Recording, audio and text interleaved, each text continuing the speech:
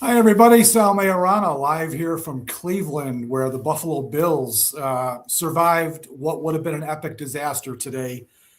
They hung on to defeat the Cleveland Browns, 23-20. Man, this was an ugly, ugly game, and I did not expect this thing to go the way it did. I thought the Bills would come in here with a sense of purpose, knowing that they really can't afford to lose any more games the rest of the way if they have any chance of winning the AFC East. I thought they'd come in. I picked a 30-10 Bills victory. I kind of thought they would just take care of business, and by the fourth quarter, they'd be coasting home to a relatively easy, sweat-free victory. It was anything but easy for the Bills. Now, look, I fully understand there are no truly easy games in the NFL, but there are definitely games where the better team should be in control the whole way and not have to really worry too much about hanging on for dear life at the end the way the Bills were today. It was a little bit disappointing from that aspect. Now, yeah, obviously Josh Allen, Sean McDermott, anybody else I talked to in the locker room would say, hey, look, a win is a win. We're grateful. We know we have things to improve upon, but the bottom line is we won. Yeah, that's true. But I can tell you a performance like that moving forward, certainly this week against the Eagles is not going to be good enough.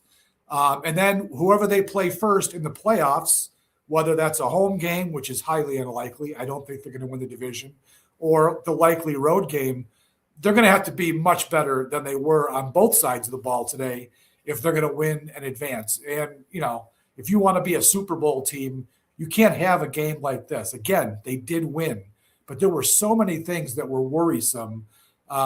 It's a tough one to swallow if you're the Bills.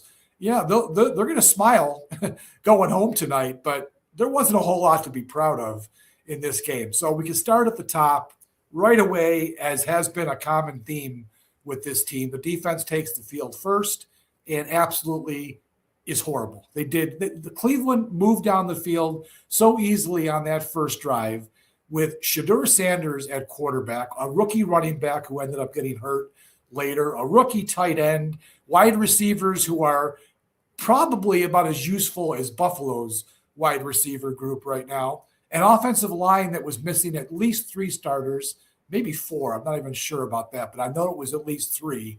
And they moved down the field as if the Bills weren't even on the field. So that's a problem.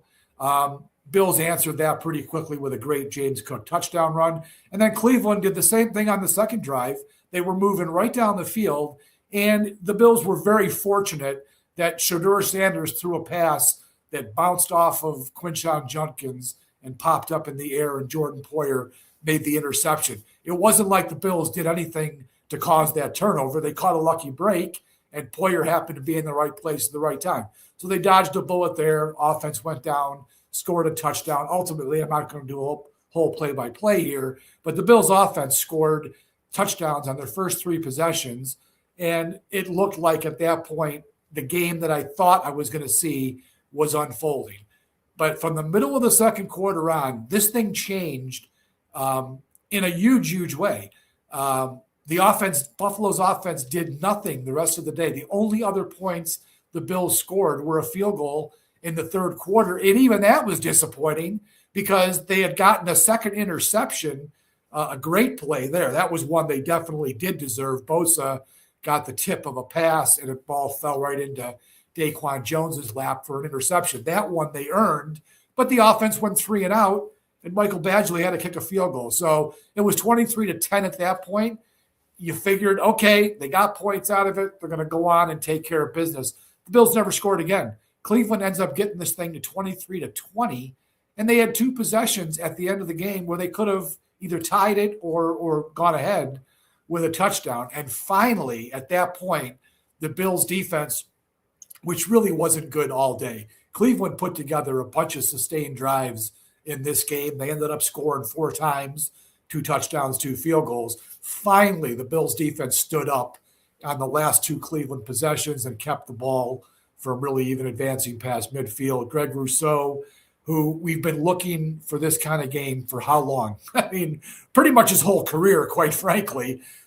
He finally had one of those games that you see out of a star edge rusher. It was an impact type of performance, and he was the key at the end. He had 2 sacks plus the quarterback hurry, as it turned out, that forced Sanders to intentionally ground the ball, and that put him in a 3rd and 32, and the game was pretty much over at that point. So the Bills defense, when it really needed to, stepped up in a big way on those last 2 possessions. It's a 3-point game.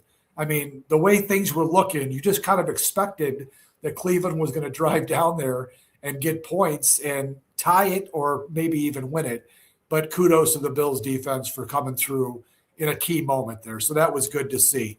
So I can start with a few positives here. There is a comment here from Gabriel Lamb, and he says, nice to see Rousseau make some big plays. And yeah, I can start right there with the game that he had. Look, I wrote about this. I just sent my story in fact.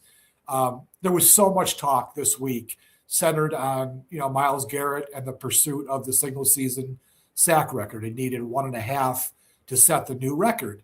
And it turned out that Myles Garrett really did nothing in this game. He was given a half sack, the play that Josh Allen ran backwards and lost 22 yards.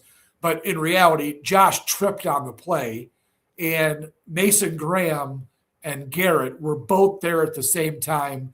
And at first, it looked like Graham just touched him, and they gave him a full sack. Well, the NFL must want Myles Garrett to get that record because they changed the ruling about a half hour later, and they gave Garrett a half sack and Graham a half sack. So that was a little bit dubious, but that was really the only time I really noticed Myles Garrett in this game. The Bills did a great job in their protection of Allen. The Bills also made a concerted effort to make sure they moved away from Garrett whenever possible. They rolled out Josh to the other side on several of his dropbacks. They also ran a number of their running plays away from Garrett's side, really neutralized him all day. Deion Dawkins was against him most of the way. And, whenever I was paying attention, I would look, and the Bills usually had somebody else over there. It was typically a tight end. I know Dawson Knox had a few chips on him. So they were paying a lot of attention to Garrett, and they pretty much took him out of the game. So all that said, I'm leading up to the point that Greg Rousseau heard about Myles Garrett all week and how he was going to set the all-time record. Well, I think he kind of took that to heart, and he came out, and he was the best edge rusher in this game. He played phenomenal. He had a sack in the first half, and then as I said, he had the 2 sacks on the last 2 drives of the game, plus the quarterback pressure that led to the intentional ground. So just a huge game from him. And, I asked Sean McDermott about it, and he said it was a big game. They needed it, and it was good that Greg Rousseau finally had a day like that because I had talked to McDermott about this probably a month ago, during a time when Rousseau just hadn't really done much. And, he's in the first year of that contract extension. He's being paid around $20 million a year, and the Bills were not getting the bang for their buck with that deal so far. He had 4 sacks all year coming into this game, and he gets the 2.5 today. So it's about time, is what I'm saying, with Greg Rousseau to have a game like that. We've been waiting for a Bills edge rusher to be a difference maker for years, right? I mean, Von Miller was signed to be that guy in 2022, and we all know what happened there. They brought in Joey Bosa this year, hoping that he would be that guy along with Rousseau. Bosa's been good. He hasn't been great like he was for parts of his career with the Chargers. He's been good. He's helped the Bills. But Rousseau was the guy that we were all looking at because he's younger. He's 25 years old. He's supposed to be the dominant player. And today, finally, he was that player. So good for him. A couple other guys I want to point out on defense. Jordan Poyer, talk about a throwback game. This was a Jordan Poyer, circa 2020, 2021. He had the interception. It was a lucky play. Like I said, he was right place, right time when the ball bounced off Judkins. But he had 11 tackles too. He was all over the place. He had a great read and tackle on a key 3rd down play. I forget if that was second quarter or third quarter, but it was a really nice play to get the Browns off the field. He was solid. Now, I say that afterwards, I was talking to Sean because he had mentioned that Poyer had an injury. I said, well, what is it? And he goes, hamstring. So I'm like, Jesus Christ, it never ends with this team. We didn't even know he got hurt. So apparently he's got some type of hamstring. We'll see where that goes this week. But we all know with the Bills and hamstring injuries, they slow play those. So there's a chance that Poyer might miss the Eagles game. I guess at this point, if he is tweaked a little bit, maybe you just sit him out and make sure he's ready for the playoffs. I mean, the Bills, they haven't clinched their spot yet because as we're speaking, the Texans are pulling away from the Raiders, so they're going to win their game. The Bills needed Houston to lose. They also can get in if the Colts lose tomorrow night when they play the 49ers. And there's a chance that could happen because the Colts are obviously kind of reeling now with their 44-year-old grandfather at quarterback. So I have a good feeling that the Bills will get their clinch tomorrow night while they're watching TV, watching the Colts play the 49ers. So maybe you just sit Poyer for the next two games and make sure he's healthy come playoff time. A couple other guys on defense that I would point out. Terrell Bernard was back today. I don't think he was supposed to play as much as he did, but Shaq Thompson got hurt early in the game. He laid a big hit on the Browns tight end, Harold Fannin, but he got the worst of it, and he was pretty much done for the day. So Bernard had to play kind of a full role. I think Bernard coming into this game was only going to play really on passing downs because Shaq Thompson's been the much better run defender of the linebacker group, but that didn't work out. So Bernard had to play, and it was good. He got through the game. I noticed him flash a couple of times. The Bills ran a bunch of blitzes today against the Browns, trying to take advantage of, Cleveland's depleted offensive line. And Milano was big with that, and so was Bernard. Neither one of them got a sack, I don't think, but they had some pressure. They did get there a couple times. Of course, Sanders also beat the blitz a couple times, which was a bit surprising, and I was impressed by that. I didn't expect to see much of him today at all. I don't think he's really very good, but he had a reputable performance in this game. Again, the Bills defense not being very good, but Sanders was not the reason why the Browns lost this game. There was the typical mistakes, penalties, the 2 turnovers were big. That's what ultimately cost the Browns the chance to pull off the upset victory.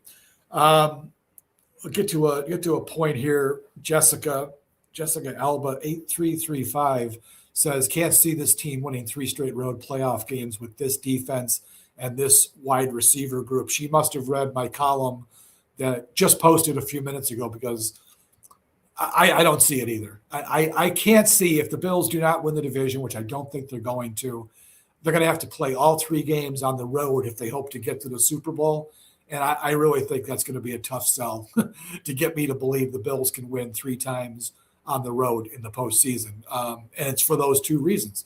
This defense, again, they did enough to win this game against the Browns, but the last couple games gave up 31 to the Patriots, a playoff team, and they gave up, 34 to the Bengals, not a playoff team, and they still scored 34 points. So it's concerning. This defense, I worry about what's going to happen when they're playing a good playoff team. What's going to happen with this defense? I just don't know if they're going to be able to hold up. And then the wide receivers, she makes a great point. This wide receiver group is as bad a wide receiver group in Buffalo that I can recall going back to the drought years. I mean, even in the drought years, they had a couple guys here or there who were legitimate players. Stevie Johnson comes to mind. They had some guys. This team has basically nobody. Khalil Shakir is a nice player. He's got 67 catches, I think, for minimal yards. He's only got, I think it's like 680 yards.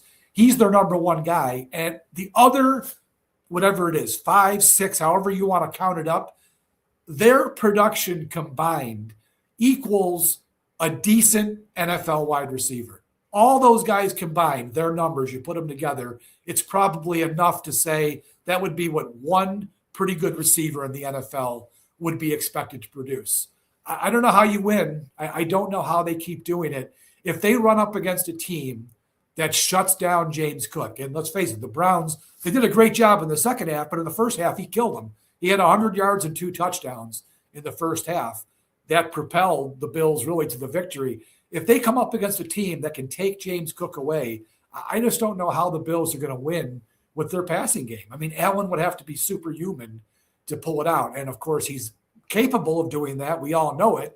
But these receivers have got to start helping him out. Even the tight ends today were useless. Kincaid had no catches. He almost had a great catch, but his foot was out of bounds. McDermott challenged it, and it was properly, the call held up. He was out of bounds.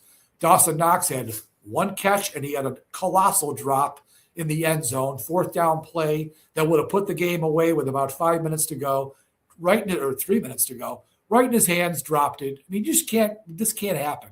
They've got to get better production from everybody across the board in the passing game, or I think they're going to have a very short January. So, Jessica, you're right with me. It's exactly what I've been saying, and I've been saying it for weeks. Couple other things. Better Than Gold and Silver says every year, tons of injuries. Yeah, but this has been absurd, the amount of injuries this team has had, mostly on defense. They've had a couple on offense, but this defense, it's incredible. Every week, it seems like one or two guys go out. Now today, Shaq Thompson, and we think Poyer. I mean, Poyer was off the field, I think, at the very end.